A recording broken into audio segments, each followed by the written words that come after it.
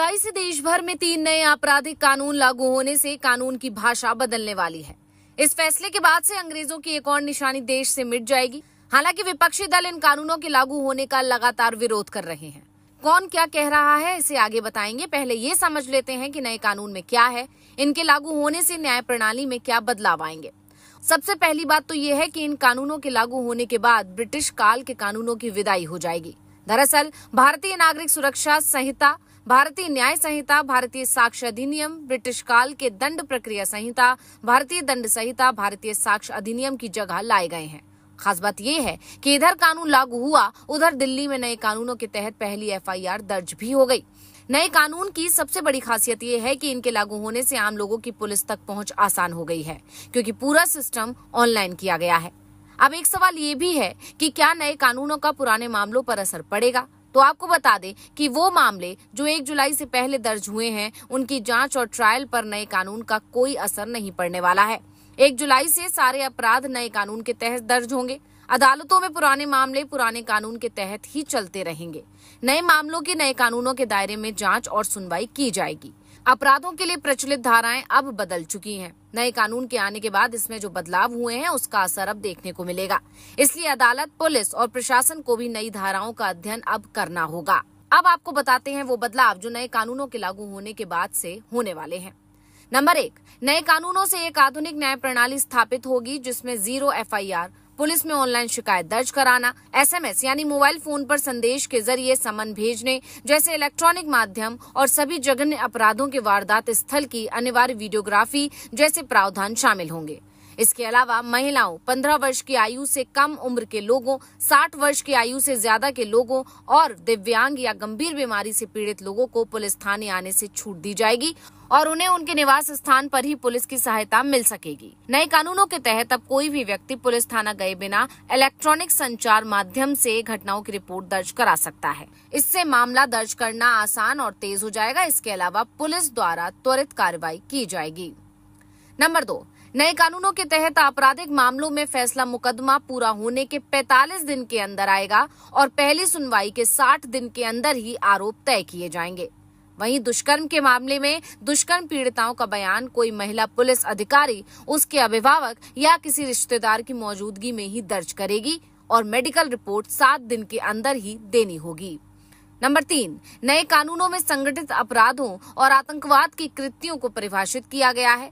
राजद्रोह की जगह देशद्रोह शब्द लाया गया है और सभी तलाशी तथा जब्ती की कार्रवाई की वीडियोग्राफी करना अनिवार्य कर दिया गया है।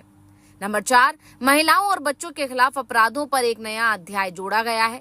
किसी बच्चे को खरीदना और बेचना जघन्य अपराध माना गया है और किसी नाबालिग से सामूहिक दुष्कर्म के लिए उम्र कैद का प्रावधान जोड़ा गया है या फिर फांसी दी जा सकती है।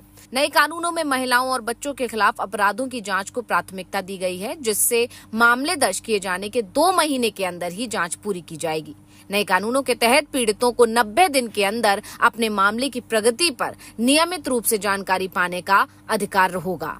इसके अलावा महिलाओं और बच्चों के साथ होने वाले अपराध पीड़ितों को सभी अस्पतालों में निःशुल्क प्राथमिक उपचार या इलाज मुहैया कराया जाएगा।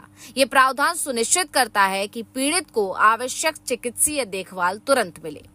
नंबर 5, शादी का झूठा वादा करने, नाबालिग से दुष्कर्म करने, भीड़ की तरफ से मार के जान ले लेने, झपटमारी आदि मामले दर्ज किए जाते हैं। लेकिन मौजूदा भारतीय दंड संहिता में ऐसी घटनाओं से निपटने के लिए कोई विशेष प्रावधान नहीं थे, लेकिन अब से बदलाव किए गए हैं।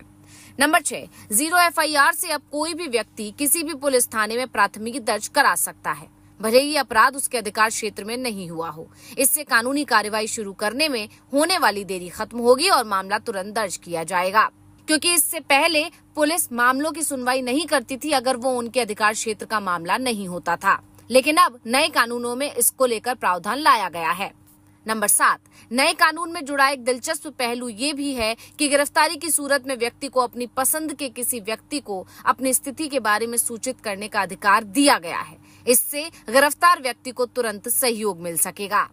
नंबर 8, इसके अलावा गिरफ्तारी विवरण पुलिस थानों और जिला मुख्यालयों में प्रमुखता से प्रदर्शित किया जाएगा, जिससे कि गिरफ्तार व्यक्ति के परिवार और मित्र महत्वपूर्ण सूचना आसानी से पा सकेंगे।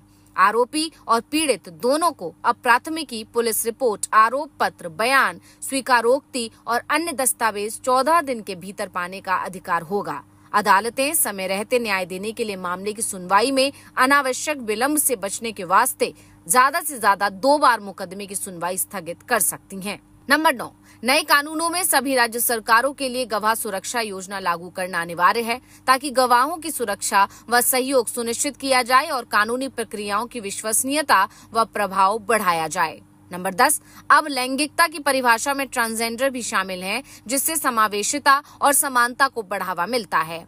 पीड़ित को अधिक सुरक्षा देने तथा दुष्कर्म के किसी अपराध के संबंध में जांच में पारदर्शिता को बढ़ावा देने के लिए पीड़ित का बयान पुलिस की तरफ से ऑडियो वीडियो माध्यम के जरिए ही दर्ज किया जाएगा, ताकि किसी भी तरह की कोई छेड़छाड़ न की जा सके। यानी इन 3 नए कानूनों में जनता के मूल समस्याओं का निवारण किया गया है। लेकिन वहीं नए कानूनों के लागू होने पर सियासत भी जारी है। विपक्ष इन कानूनों का खोलकर विरोध कर रहा है। कांग्रेस अध्यक्ष मल्लिकार्जुन खड़गे ने कहा है कि इंडिया ब्लॉक देश में बुलडोजर न्याय को नहीं चलने देगा। वहीं ओवैसी ने कहा कि इनके क्रियान्वयन में बड़ी समस्याओं के बावजूद सरकार ने इनके समाधान के लिए कुछ नहीं किया है। ये वो मुद्दे थे जिन्हें मैंने इनके लागू होने का विरोध करने के लिए उठाया था। अब विपक्ष भले ही विरोध कर रहा है, लेकिन 1 जुलाई से ये कानून लागू हो चुके हैं। देखना होगा कि इन कानूनों के लागू होने के बाद क्या नए बदलाव देखने को